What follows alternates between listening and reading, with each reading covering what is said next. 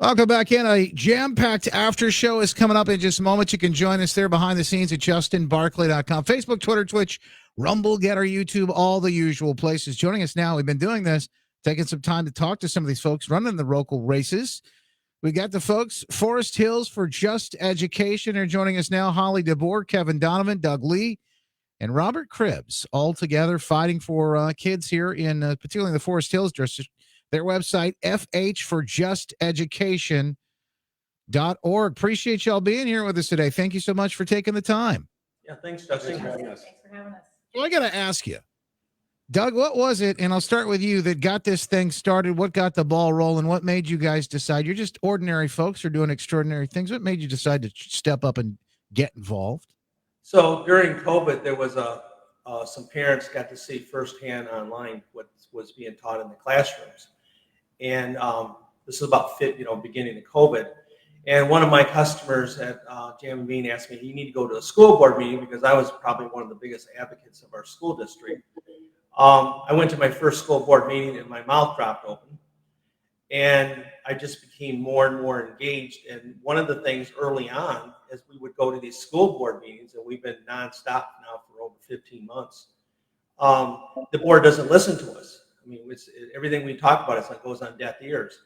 So what we basically decided fairly long, years ago, the only way we're going to make the changes necessary to put parents back in control of their kids and their education is to take over the board. And to do that, we needed to put 4 conservative candidates on our school board, where our school board has 7.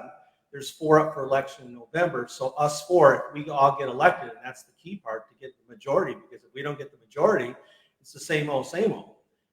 So that was our number one goal, and we, managed to do that, and we are actively in that marketplace. There's 13 people running, so it's flooded with names, which makes it extremely difficult, and you have to have a plan for us 4 to win. It just can't be by happenstance, because on the ballot, we don't have a party affiliation, and there's 13 people. So most people, especially the uninformed people, it's eeny, meeny, miny, moe. So we're just trying to build our brand out here and putting these 4 conservative candidates, and we're right here. Holly DeBoer, I got to ask you, one of the folks here running with Forest Hills for Just Education. You've probably seen some of the things that have come out recently.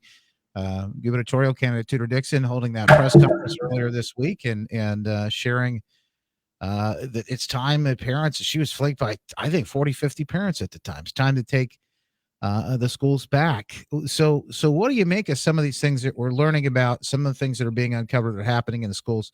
We just learned today. I'll give you this example. We learned today that the Oxford family, the families of a couple of the victims in the Oxford, Michigan, school shooting there, they're suing the school because the school knew that this young man was troubled. He had issues, and they kept the parents in the dark. What do you make about this trend where these schools are keeping parents in the dark when it comes to everything, including mental health issues? Well, we need to have a lot more transparency with that communication back and forth, and allowing the parents to kind of come in and see what's going on. And we're not getting that. I know right now we all agree when we go to board meetings, it's a one-way street. So they're not letting that stuff, come out, and parents are find out. A lot of parents don't even realize it's going on, and it's horrifying just to see that parents are being left in the dark about this. And it's our children. These are our children. That they don't belong to the state; they belong to us, and so that's why we're fighting for this. Robert Cribbs, along with Forest Hills for Just Education, one of the candidates there that'll be running, and of course on the ballot when you can vote this November. Robert, what is the biggest issue you think we're facing with education right now? Well, the biggest issue, I believe, is education. I mean, when my kids go to school back in 2016 and 18, Forest Hills was in the top 10. We have dropped down considerably. And with our community, we should be in the top 5, if not number 1. So education is one of my primary areas. And followed by that is, why don't we have a work study program for the trade? I mean, there's some great jobs out there. Avionics, you go in IT work. They pay really good salaries. And what we always focus on is go to college. So I have actually been talking to different organizations for coming up with a good trade program to put that into Forest Hills. So there's several areas, but those are the two I'm really on. Kevin Donovan, one last question. You're wrapping things up here, and folks can go to the website FH4JustEducation.org to find out more. But if you get elected, what will be some of the first things that you hope to do with these folks on the board to make sure that we get things back on track?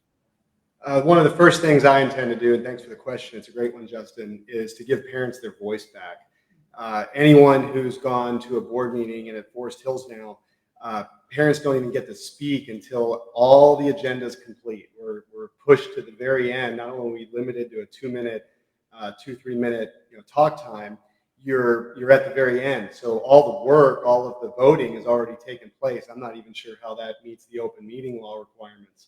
That parents can't speak up and communicate and voice their concerns with something that might be on an agenda until after it's already voted on and the deal is already done and cut. So probably the first priority for me is to give parents their voice back, and I think that's where the transparency and the relationship with the community begins. Fighting the good fight. Kevin Donovan there, Doug Lee, Robert Cribbs, and Holly DeBoer. Forest Hills for Just Education, FH4JustEducation.org.